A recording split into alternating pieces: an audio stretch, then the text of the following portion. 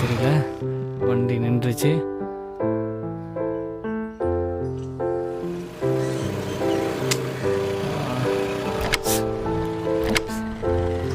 ஐயோ, ஸ்டார்ட் வேற ஆகலையே.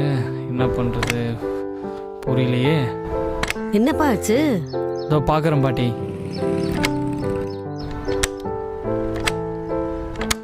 அட வாப்பா, நடந்தே போலாம்ப்பா. சரி.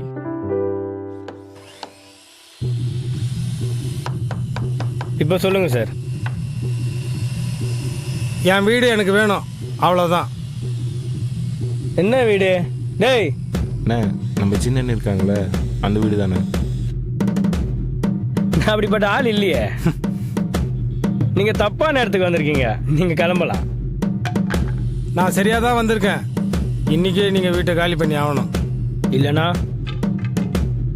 உங்களுக்கு லோக்கல் போலீஸ் சப்போர்ட் இருக்குதுன்னு எனக்கு தெரியும்.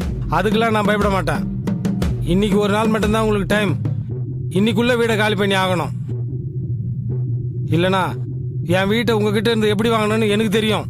நான் எந்த எக்ஸ்ட்ரீம் வேணாலும் போவேன். கோர்ட்டுக்கு போக கூட தயார். அதை சொல்லிட்டு போக தான் வந்தேன்.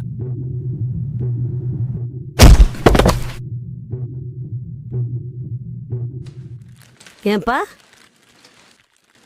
இந்த உலகத்துல நமக்குன்னு ஒரு இடம் சொந்தமா இருக்குல்ல? ஆமாம் பாட்டி. உங்க அம்மா அப்பா இருந்திருந்தா எவ்வளவு சந்தோஷப்பட்டிருப்பாங்க தெரியுமா?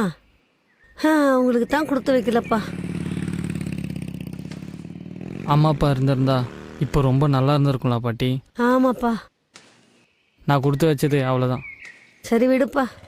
ஆனால் பாட்டி, இதுக்கு மேலே தான் நம்ம ரொம்ப கஷ்டப்படணும். கஷ்டப்பட்டு நமக்குன்னு ஒரு வீட்டை நம்ம இடத்துல கட்டணும் பாட்டி. கண்டிப்பா கட்டிடுவப்பா, கண்டிப்பா கட்டிடுவேன். வா வா, நம்ம வீட்டுக்கு நடந்தே போலாம் வா.